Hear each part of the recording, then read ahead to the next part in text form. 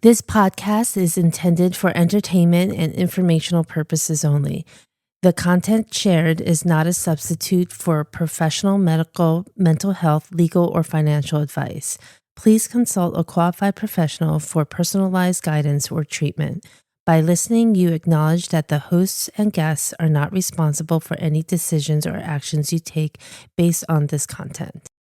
Feel like a grouch, go beyond the couch. Share your confessions on the Aurora Sessions. Hello, Aurora Healing Crew. Welcome to the Aurora Sessions Beyond the Couch, where we take the stressors that come up in session and bring them into conversation beyond the couch. This is the space where real talk meets real life. So today we have something a little bit different. We are having what are we calling it, Ariyon? A circle? What is it? Roundtable discussion with the therapists at Aurora. So today we have Fern, Ariyon, and Kimberly, and I will allow them to introduce themselves. So why don't we start with Ariyon, who's been helping us with the podcast and was our previous guest about fibroids, and I learned so much from that episode. So can you give us a little bit about who you are and what you do for us? Thank you. My name is Ariyon Fontaine. I am a licensed social worker in New Jersey, and I have been in social work since 2011. And at Aurora, I see couples and adults. Great. And she also does our social media posts. She edits clips for the podcast. She came up with our outline. So she's really grown her position here at Aurora. Thank you. And next, Fern, do you want to go? Sure. I'm Fern. I'm an LPC in New Jersey and in Pennsylvania. And I work with clients from the ages of 10 to however old you want to be. And I've been with Aurora for a year and a half and work with a diverse population. Great. We love Fern. She works so much with codependency people. I find a lot of adults are really craving for some healing, and you really do some great healing work with the adults. So we really appreciate you. And Kimberly, can you give us a little intro of yourself? Sure. My name is Kimberly Rivera. I'm an LPC in New Jersey and recently Pennsylvania. Yes.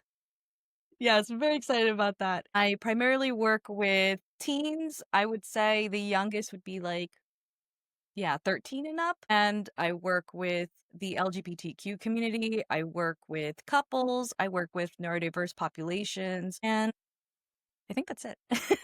You work with a lot. Yes, we are grateful to have someone. You do get a lot of requests for the neurodivergent population and also LGBTQ affirming population. I do get people who say, like, yes, the assumption is that we're all affirming, but not everybody has that like on their bio. So that gives them a little extra affirmation that you're there for them. So thank you. All right. So I'm going to hand the mic over to Ariyon. She's going to moderate this for us. We have a lot of interesting topics that hopefully other people find interesting as well. And we have no idea what we're going to say and what questions are going to be asked or what will come out of it. So let's go. So this is maybe like a personal one, but I wanted to see everyone's reaction to the concept that people are using ChatGPT as their therapist. So any thoughts, feelings, initial concerns about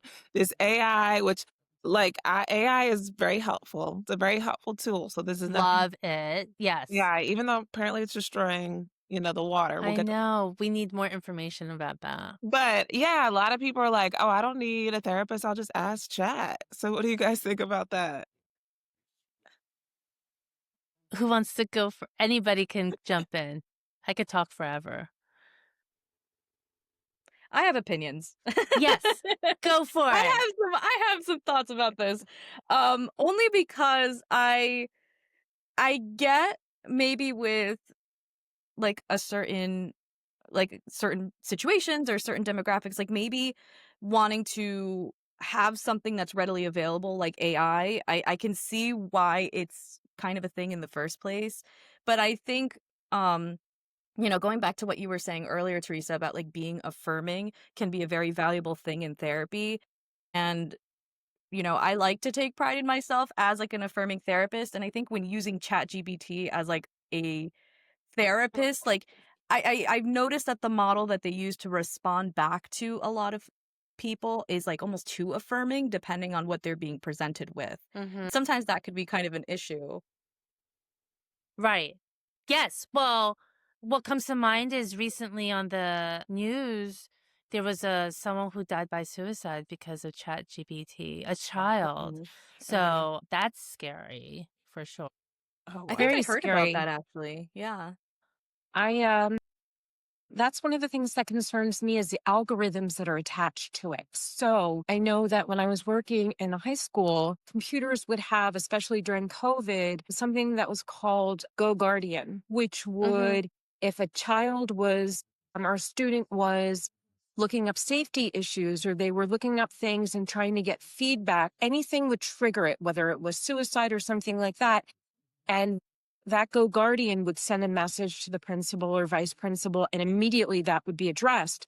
With this, if they're persistently looking up ways to harm themselves, piggybacking on what you were Mhm. saying, Theresa, then the algorithm is going to start to only show them exactly what they're going to see in social media. So even if Mm. they're asking ChatGPT, they're still going to see continuing information. So it pulls Mhm. away from what we all learned, like our first year in our master's program on helping relations, which is Mhm. so important in building that therapeutic relationship, which is not what they're going to get with. Mhm. Yeah. Yeah. I almost want to like try it to see what it tells me. You know what I mean? To kind of be like, what are people getting as AI as a therapist? Because I've seen I videos never of some even. people doing that. But they'll present, like, really intense stuff, like certain delusions or Oh certain things that are, gosh. like, considered challenging, and this goes Yeah. back to what I was saying about the affirmation, because Yeah. sometimes, when presented with this kind of information, the response generally is, "Okay, I see that you're feeling this delusion." Like, it almost kind of feeds into the delusion itself and almost validates that response and kind of encourages Right. them, and I feel like as a therapist, there is kind of a hard boundary that is needed to be made, right? That goes back to the human connection, where Yeah. in certain situations, maybe not necessarily the delusion aspect, but I think in a lot of counseling relationships, it is kind of important to be able to challenge certain thoughts and beliefs, especially if it's like maladaptive or, negative self talk, et cetera, et cetera. I think ChatGPT is just not equipped to do that. Mhm. Yeah. Yeah. I also think about like, think of how many years in experience we all have, right? Yeah. And each session is so different from the next. And even the same client, each session is so different. And part of why the medical profession finds psychiatry scary is because it's not by the book. That a lot of it is, um, we have to think on the fly and pivot and pull from like maybe 3 years ago of what we learned or something that comes like maybe more intuitively, and I just don't think like ChatGPT has that capacity either. Yeah, I think it's taking away we can have all the education in the world, but the relationship is really important. And I guess you Mhm. can build a relationship with chat because when you pay for it, it has memory, so it'll know things about you. But that's not the same as like actual rapport building. And I think Right. so if you're just looking for like, oh, do I have anxiety? What are the symptoms? Then yeah, you could Google, you can use chat. But if you need someone to really help you with the coping skills and managing it day to day, chat's gonna give you ideas, but you're missing the human touch, and I think I get a little defensive about it because I think it takes away from us and what we put into our clients, what they put into us and our careers, and, like, why did I go Mhm. get a master's degree if, I coulda just waited to AI in 2024, you know? Isn't there Yeah. also like some ethical things like breaches of confidentiality if there's data collection? right? Mhm. So there's not that piece that we create in our environment as clinicians where we protect PHI and we protect personal information and we adhere to HIPAA, where we don't know what that, if their information could be out there. Yeah. So if a client is seeking information or someone's seeking information, sure, if it's not specific and it's not driven like they're trying to get advice, that's okay if they're just looking up symptomology. But if they're looking for advice, their information could be gathered and who knows who's going to see it.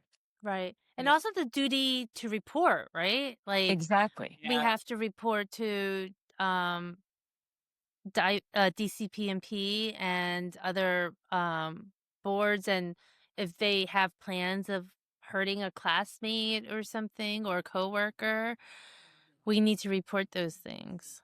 Yeah. So, Duty of one. All, Absolutely. all good points. So the Mhm. next therapist reacts is probably, I think the number one pop star, right now is Taylor Swift. I'm personally more of a Beyonce fan, but what I respect about Taylor is that she writes her own music, she plays instruments, and so her new album came out and it's like everywhere and there's a movie and now there's going to be some series on Disney Plus. So just any initial thoughts on this megastar that is Taylor Swift?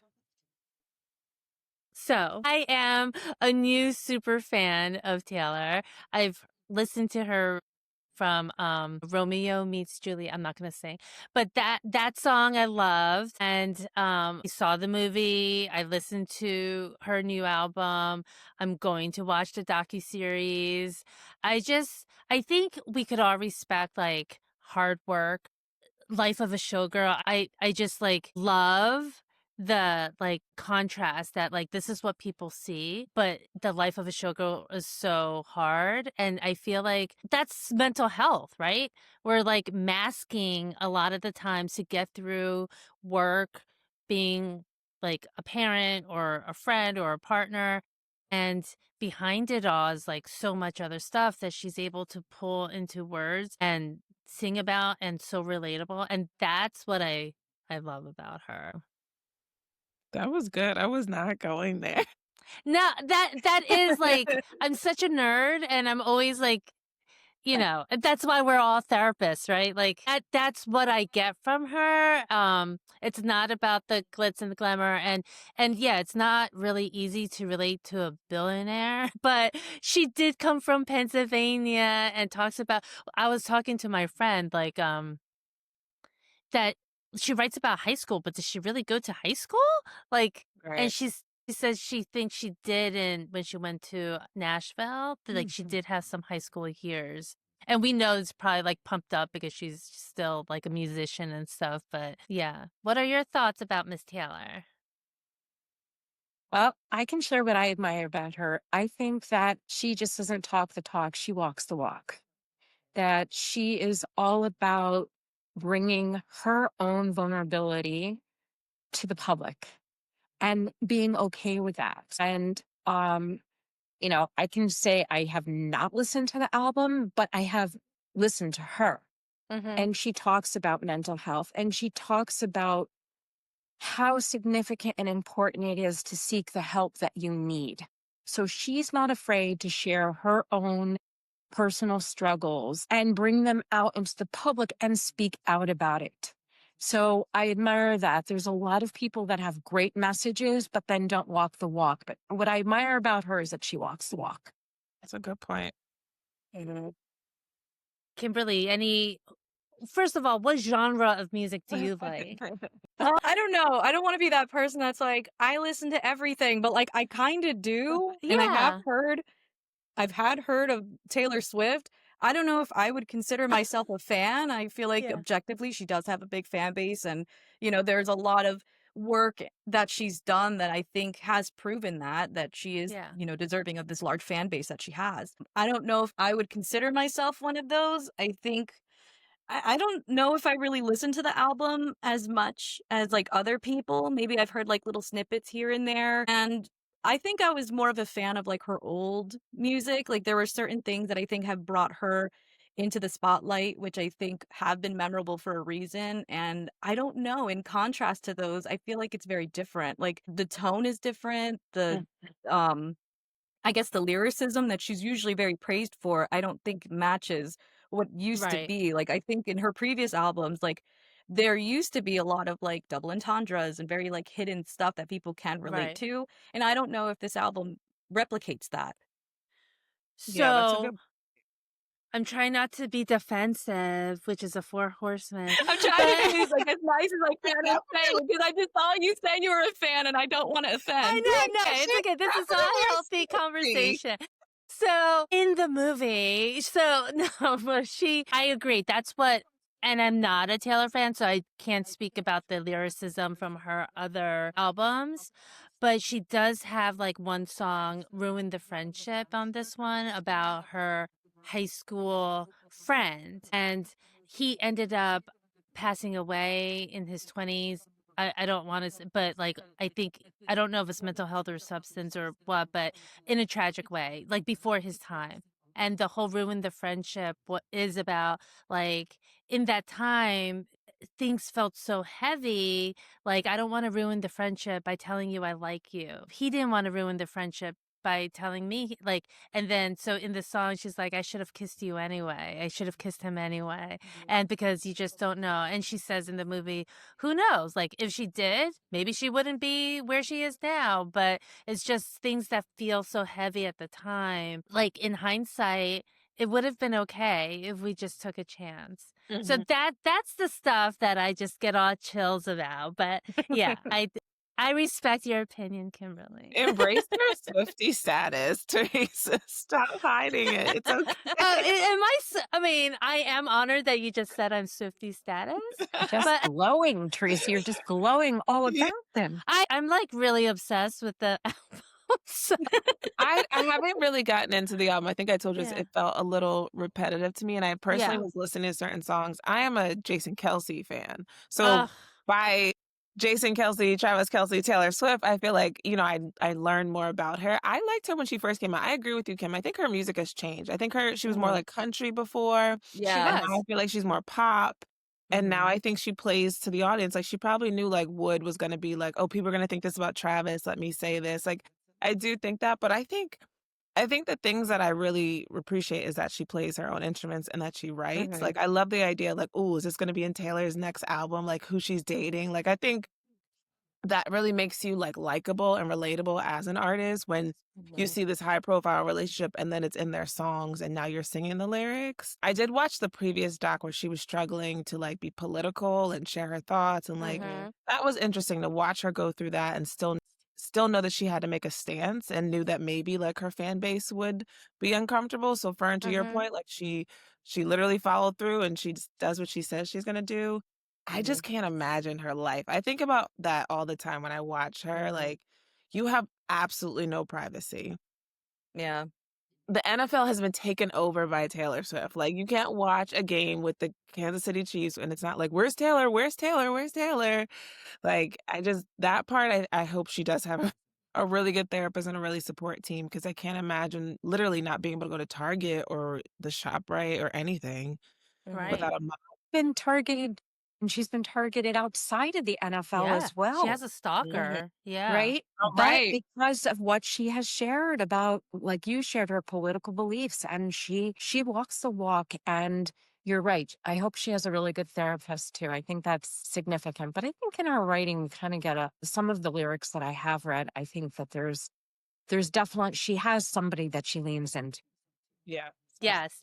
In Todd's episode, I said I cannot confirm or deny that because we can't confirm or deny any clients, right? But what she says about like her time is expensive and treat it like you should treat your time as expensive and not everybody should have it. So, or can afford it. Yeah. And I mean, maybe she is that like deep without having a therapist, but But yeah. you're saying that's her therapist gave her that line? Maybe. I really hope I have a future songwriter on my case. Yeah, I know. All right, we're moving on to pet peeves and myth busters. I think anybody who knows me knows my number one pet peeve is when somebody finds out I'm a therapist or I'm talking to somebody about therapy and they're like, "Oh, I don't need a therapist. I have my friends." That one like Mm. just drives me crazy. So I want to know if there's any ones that you guys that really grind your gears. Ariana, I might actually piggyback off of your point. I think a pet peeve of mine is when I disclose that I'm a therapist and then the other person like trauma dumps their Mm. situation on me, especially when I'm like off the clock and I'm trying Yeah. to be present as a friend. I'm like, whoa, okay, this is not what I asked for. Right, right. It's like we should make up. One of my cousins is somewhat in the field, and she was like, "I just don't tell people." I'm like, "Oh, so what is my like fake profession? Like, what should I say instead?" My friends will always out me. They'll be like, "She's a therapist." And I'm like, Social media developer. I mean, come on. "Okay, I'll leave it That's there." right. But yeah, any Yeah. other pet peeves, Theresa? Um, I do. So I remember when I first realized it was like, because I think we just go with the flow so much. Like people ask us for, can you find me somebody? Or do you know anybody that can help? Or what do you think about this? Or can I get your professional opinion? And my friend posted, her name is very similar to your spelling, Ariyon, and I get you guys confused, but Aaron, she said on one of her posts years ago about how she loves everybody, but she needs to set a boundary because when people ask for like a referral, she really takes her time into thinking who would be a good fit for her, someone in her personal life. And she doesn't really have that time to do that for everybody who reaches out. And also, would you ask an attorney, can I have your professional opinion with an attorney friend without paying them? So that really made me think like, oh my gosh, it's so true. And this is like, it's a really good boundary. I think once in a while it's okay. Like if I, ask an esthetician, what moisturizer should I use or something, that's okay. But it's like the freaking flyers, right? The ones that we need to set boundaries with. And that's like a pet peeve of mine. Or when they don't really value, they're like, oh, a therapist, like you're just talking to people. How's that supposed to solve a problem? That kind of stuff. Yeah, Yeah. that's a What good about one. you, Fern? Lately, it's been like this for a while. You can just fix me. You can help me. And this can happen quickly. Mm. And that's a pet peeve. I think it's a myth. And it's also a pet peeve. So it's like, if I go to a therapist, I'm just going to get, everything's going to be fine. Everything's going to be okay.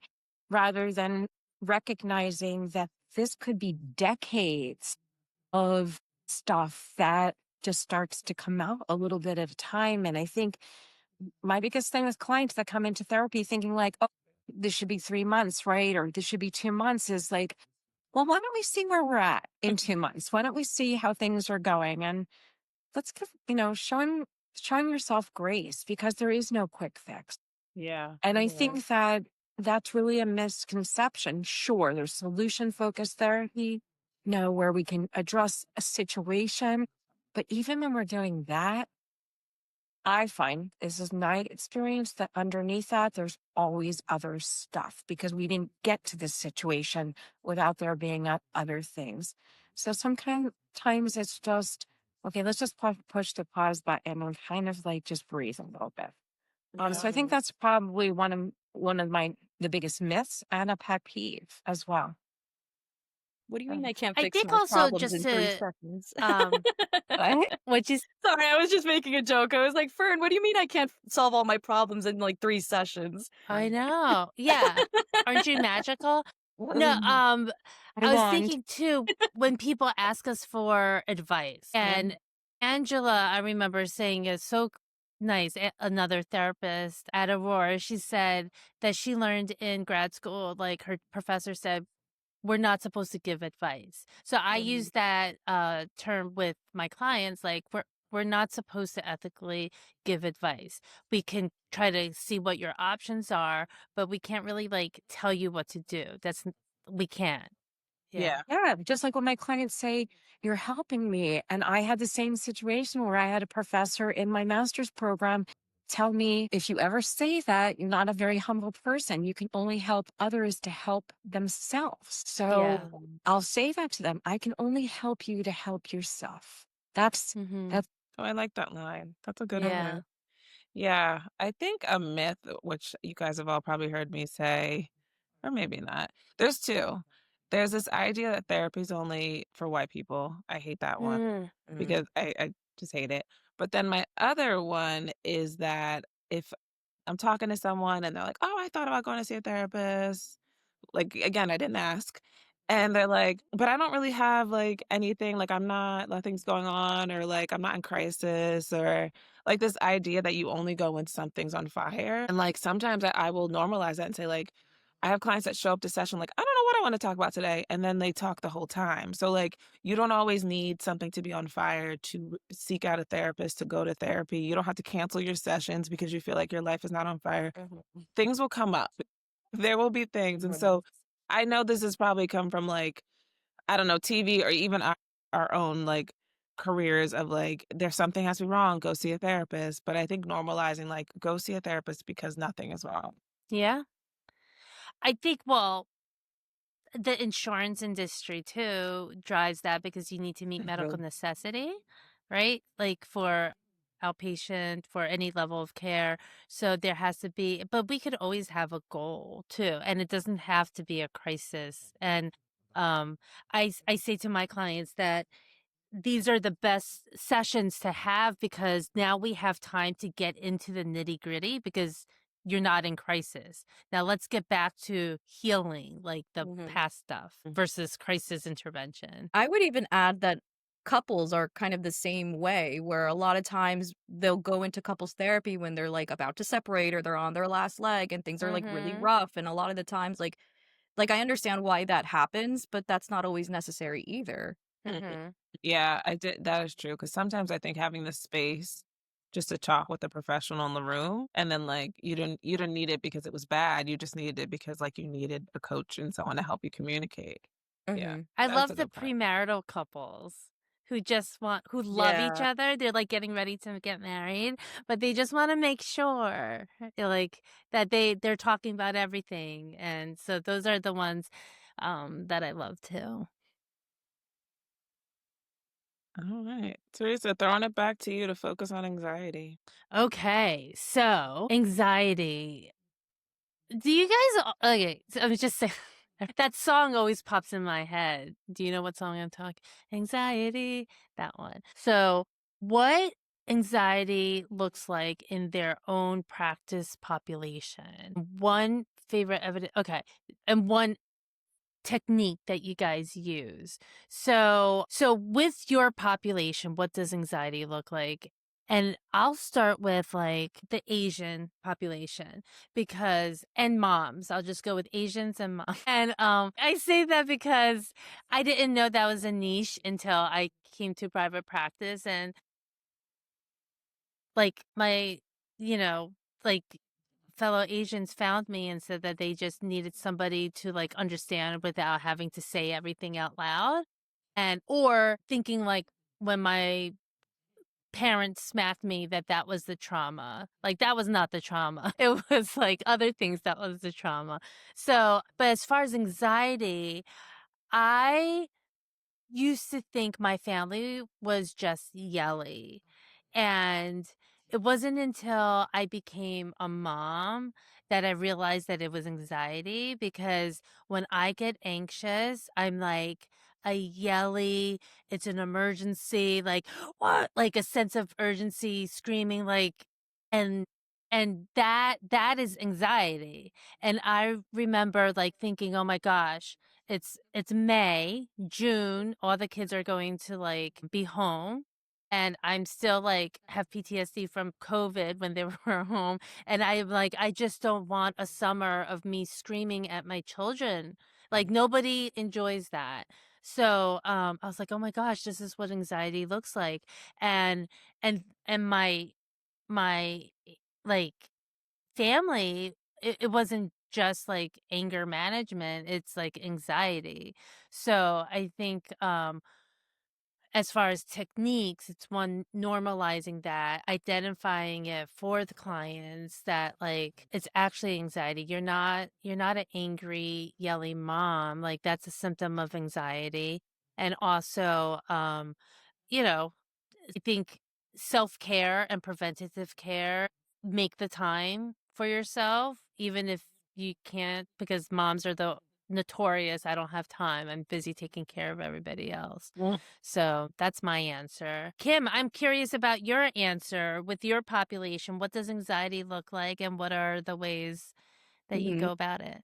So when thinking about this question, I feel like I kind of branched it out into like two different categories. I feel like one form of anxiety I've noticed, especially in like the neurodiverse population, is that there's a lot of like overstimulation with a lot of things that happen in the day to day. I think, one thing that I often talk about with my clients is that, like, unfortunately, we're in a society that doesn't fit for the neurodiverse population. We're kind of expected to work a certain job for an X amount of time, and we get home and we don't have really as much time to like decompress and do things for ourselves, or we have to prepare for the next day, or maybe school is very overwhelming throughout the day. Like, it's just always something back to back to back, which causes that like overwhelm and burnout. And I think because of that, there's usually more of that response of like lashing out, being angry, saying things we don't mean. And again, it's not necessarily meant to be like aggression. It is more of like, I'm feeling anxious because I have so many things to pay attention to. Mhm. So, one of the big things that I've kind of focused on with my clients is being able to, one, identify what is causing the stress, what is causing the anxiety. Are there ways we can implement breaks in between? I think a lot of times when it's kind of ironic because even though there's a lot of things happening at once, a lot of neurodiverse people thrive off of a routine schedule. So trying to kind of apply it in that way and being like, okay, if I can block in an hour or 2 hours for, like, something self-care, something worthwhile, like, I can also, like, pencil in other stuff. I could do it around it, or I can do that around work, and it kind of works out for them as well. And then the other branch I was thinking of was more of, like, the intellectualizing. I think, this could also go back with, neurodiverse populations where when there's a lot of anxiety or stress, and maybe because there's a lot of, like, overthinking, trying to process what it is that is giving them that anxiety, that over intellectualizing of like, "Oh yeah, I know what's going on. Like, I know that I'm anxious because of X, Y, and Z, and I've tried this, and, I've seen therapists that, kind of say, 'Oh, you're very self-aware. You know everything. I don't really know if there's much to do.'" And I usually take pause in that because it's not a bad thing to be aware, but I think the over intellectualizing adds to the anxiety of like,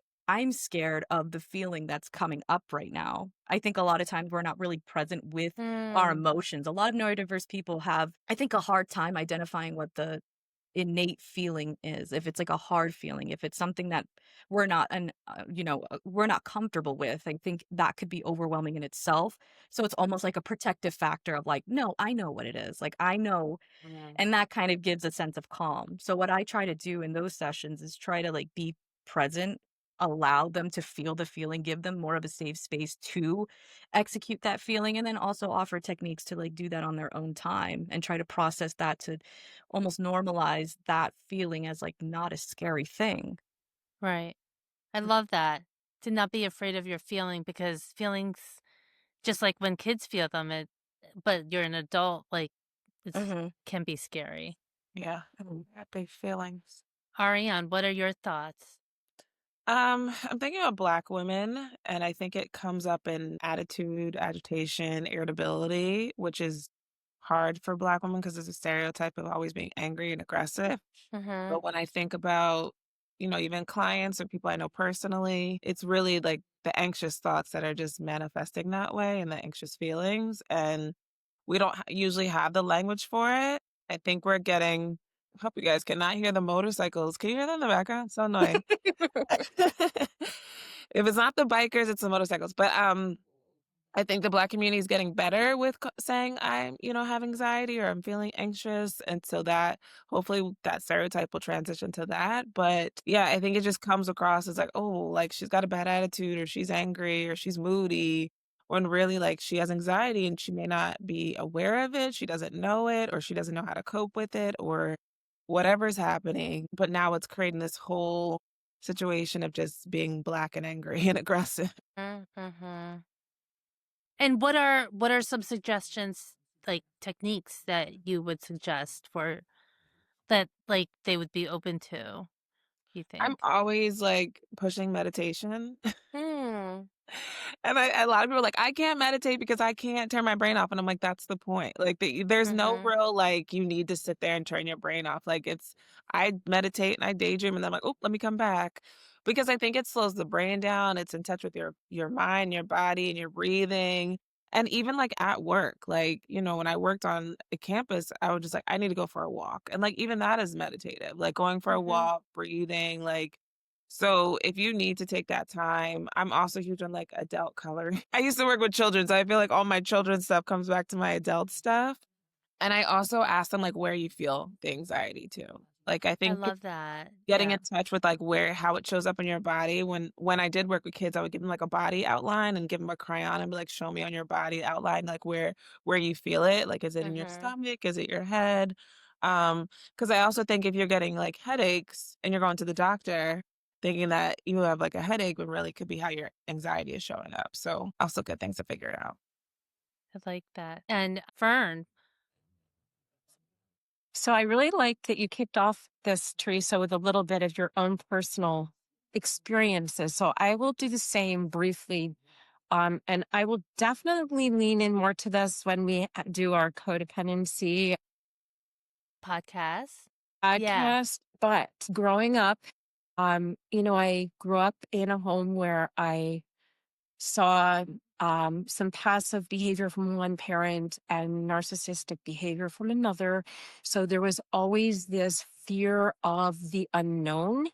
And Mm-hmm. unfortunately, my parents got divorced when I was 13. And all I saw was like a perfect marriage. There was never anything that, there was no arguing, there was no fighting. That doesn't mean that the relationships with the children were different, but between them, that's what I saw. So Mm-hmm. coming out of that, there was this constant fear of what's going to happen next and trust issues. So my anxiety has always revolved around that and around health issues. So what I Mm-hmm. find with a lot of my clients that I work with that do fall into that category of having codependent traits, and or obsessive and compulsive behaviors, that I see a lot of trying to control situations, Mm-hmm. fix situations, a lot of rumination, a lot of not being able to get out of their heads, a lot of going to the worst case scenarios and catastrophizing because they don't have and never learned the skills of how to regulate those emotions as children. Or if they are children, they don't have parents that are supporting them in that, being able to do that because they're experiencing the same kind of behaviors. So their safety comes in, well, if I can fix this, it's going to make me feel better. And Mm-hmm. so we get stuck in this pattern of almost like disassociation and a safety net around, like, if I don't immerse myself in it and I pull away from it, or I get stuck in my thoughts, that keeps me safe. So I explain to my clients, most of them, about how the thought goes into the brain, how it goes into the amygdala, and the loop that keeps on going. So I Mm-hmm. practice with them a lot of thought stopping, a lot of reframing techniques of those anxious thoughts. The five senses is a grounding technique that I use with them a lot. The other thing that we do is we also normalize that some anxiety is healthy. Mm-hmm. So a little bit of worry is okay. Mm-hmm. Being a little sweaty is okay. So there's healthy anxiety and there's not healthy anxiety. And I try to help them to see what the difference is. As far as self-care specifically for my clients that struggle with dependent traits, it really revolves around boundary setting. And boundaries are not for the Mm-hmm. other person, they're for ourselves. Mm-hmm. Boundaries are to keep ourselves safe. And so for me, that might look like no is a sentence, I'm allowed to say no. Or if I don't want to be that, and I also want to point out that like having boundaries is not being selfish. It's being selfless. Mhm. It really is being selfless and saying, I love you. Let me get back to you, not feeling like I have to respond and give an answer right away. Yeah. Or I'm unable to do that at this time, unfortunately. And those are 3 different ways of saying no, Yeah. right? So it's just pausing. Sometimes we feel like, and I've seen with my clients, that we have to respond right away. We have to give an answer. We have to fix this right away because we're always in a trauma response mode. So we're always in fight, flight, freeze, or fawn. Mm-hmm. And Can't you it's, listen to Fern forever? This is I how know. our interview was. I was just like, so soothing, like, keep talking to me. Yeah, I was like, no is a sentence. Yes, you my Yeah. remember anxiety our, I was is. like, yes, you're I almost felt right. like the Thank you, client for a second. Fern. I Yes. know. I was like, is she talking to me, my inner child? Yeah, I know. We all want a embarrassing piece of someone on their first Fern. Yeah. podcast. No, but that is true. I like that you mentioned good anxiety because I have said that to clients, like, anxiety is your friend. They're like, what? So I think that's also good to know, like, we always talk about anxiety in a negative way, but like I use my example of like I get flight anxiety, but that's not a bad thing. Like it's like letting me know like you're in a position, you're uncomfortable, you're out of control, the movement makes you uncomfortable, but then I know how to like cope and calm myself down because I'm still going to get in a flight and travel somewhere. So I use that as like it's not a bad thing that I feel sweaty as soon as I step on the plane. Like it doesn't mean I should run off, but it's letting me know like I'm uncomfortable and here's what I should do. So yeah, thank you Correct. for sharing that. Just like so different. I don't know why my brain went here, but like I was recently telling a client that because they were upset that their dog growled.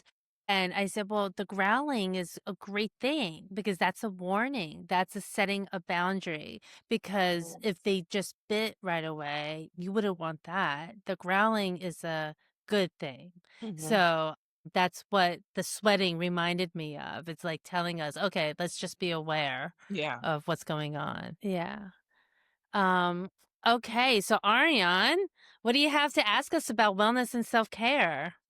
All right, we're coming to the end, and I love talking about self care. And so I could share my self care tip, but I also want you guys to share what you do to kind of maintain. It's a lot, it's heavy. You're holding in the secrets of your clients and your own stuff. And so, how do you replenish and pour back into yourself? After this, I'm going to get my nails done. That is a non negotiable for me. I still am a nail biter. And so, I have to like, put time into getting my nails done and it's like fun. Like I have my own nail tech and she's like, what color we're doing today, what design we're doing today. It's like part of this like excitement. And some people are like, I can't sit in the nail salon. And I'm like, yeah, like it could be annoying to be there for like an hour and a half or so, but it's my hour and a half. And it's like, because I know her, she's not asking me a whole bunch of, questions and like it's fun, it's creative, and it kind of speaks to me. So wondering like, Kim, you're nodding. Like, is that your thing too? Oh yeah, I get the acrylics. I've had the acrylics literally since high school, if I'm being completely honest. Oh my Yeah, I'm gosh. I'm kind of used to having the longer nails, and same reason I'm like a chronic nail picker. Mhm. So because of that, I figured if I had them long enough and I, get these cute little designs, like I'm not gonna destroy that. Like I want to preserve that as much as I can. And I've been with my nail tech, oh my gosh, years. For I years, love so it. it's, like, a really nice space to be able to, like, unwind, so I agree with that, Ariane, I guess that's why I was, like, nodding, I was like, Yeah, it's "Yes." like going to see your or like, someone who knows you and it's comfortable. Yeah. Yeah. I think, being anxious in a nail salon is because like maybe you don't know the person they're gonna start over fresh. But I'm like, I walk in like, Mhm. hey girl. Yeah, is that your self-care or you do something else, Kim? I do oh my gosh, I do a lot of things. Like, I get my hair done, I get my nails done. Right now, I really need to get my lashes done, but I get my lashes done too. Other stuff, lately I've been trying to like get my body moving throughout the week because I think, being a therapist, I feel like for the longest time I've just kind of been sitting, and sometimes that also takes a toll when we're taking on like so much mental energy. So I think what I try to do to move my body is I'll do like spin class weekly. I started doing Pilates not too long ago, so that's been like Nice. really Great. fun. Yeah. Good for you. Mhm. Fern, what do you do? Well, I know what you do, also but tell have everybody what you do. I also go for a manicure, but I'm unlike the acrylics. I went to Europe when I was in my early 20s because I was a buyer, and I traveled to Italy and to London, and I noticed that the women there had very short, clean nails, and I loved that. So ever since then, except for my wedding, I have short, just very groomed, clear nail polish, and I get that done. Yesterday, I did have a clean pedicure done because it's winter and I let them breathe through the winter. But I walked this morning at 7:30. I did a mile and a half Wow. with my Aurora sweatshirt on, and that's on every morning, but I do it 5 days a week, or I try to do it 5 days a week before I jump into my sessions. But my self-care really is setting those boundaries, because going back to back every day, basically, with only a little bit of a break and taking all that in, I need to set boundaries around, am I going to talk on the phone to anybody tonight? Or am I just going to text them back if somebody calls me and just say, I just need some space today. Can I get back to you? Is this an emergency? Really asking those questions. I'm not as good about it because I'll scroll on my phone, like when I'm watching Netflix, like I'll get into a series, like I'm so excited because there's some next season series coming out on Netflix. So I do that at night when I'm done with my clients. So, and my self-care is, again, like that's setting boundaries. I think for me, that's really important, but I'm not really good at it with some things. Like I'll be scrolling, posting stuff for I work. see you. Yes. You do. I do. And I liking see you stuff. too. I know. Yeah, same. Yeah. I gave props to you, Ariyon, the other night because Theresa posted something and I commented on it. Yeah. Thank you. I think I've been talking and boasting about yoga for the last year, so everybody knows I love my yoga. That really has been like life changing, like because it really I'm so not good at sitting and not doing anything. So like I don't like going to I have my hair appointment later, and this is after I canceled the first one, so I really have to go, but I don't like it. I avoid it. I don't like getting my nails done for that reason. But so I need to work on it. But yoga, I am forced to be in the room without my phone and just concentrate on not dying during that hour. So, and I really do love it. Another thing I'm trying to do, like you said, Fern, is to set boundaries with my laptop, because my laptop, I go on it and I'm constantly just doing all stuff. Like there's no boundary anymore between work and life. So I need to, and he's probably going to hear this, but my husband does not care because he likes it when I'm preoccupied and not obsessing over him. But the other week, he's like, don't you ever get sick of your laptop? And I was like, for him to say something, even just that, I was like, oh my gosh, I'm really on my laptop so much. So I'm really trying to make an effort to just shut it, put my phone somewhere when we're watching something, just watch something. Yeah. So I'm working on that. Be present. Yeah. That's good. That's really good. You're better than me. That's better than me. It's a work in progress. Yeah. What else do we have? Are we at the end, Ariyon? We're at the end. This was fun. This was fun. It was fun. I think they were great topics. Yes, Yeah. let's do it again. Thank you guys so much for joining, and I can't wait for us to continue to do this every once in a while with fresh new topics, maybe Taylor's on tour announcement or whatever. I'm kidding. More Really Taylor convinced me to be a fan, huh? The Swiftie podcast. Kidding. um, but otherwise, have a wonderful day, and we'll talk soon. Thank you, everybody. Soon. Have a great time having your nails done, ladies, and Theresa, your hair. Thank you. Try to stay in the moment. Exactly. Yes. Oh gosh. In the moment. Yeah. Okay. And I'm going to Trader Joe's. Good.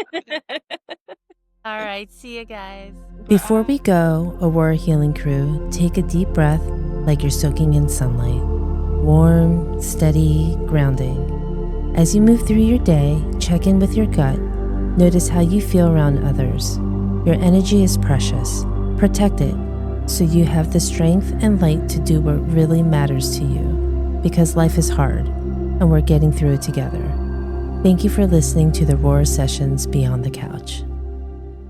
Visit our website at aurorasuncounseling.com to learn more. You can find us on Instagram, TikTok, Facebook, LinkedIn, and YouTube. Just search Aurora Sun Counseling. Got questions or topics you'd love to hear us cover? Email us at info@aurorasuncounseling.com or drop a comment. We'd love to hear from you.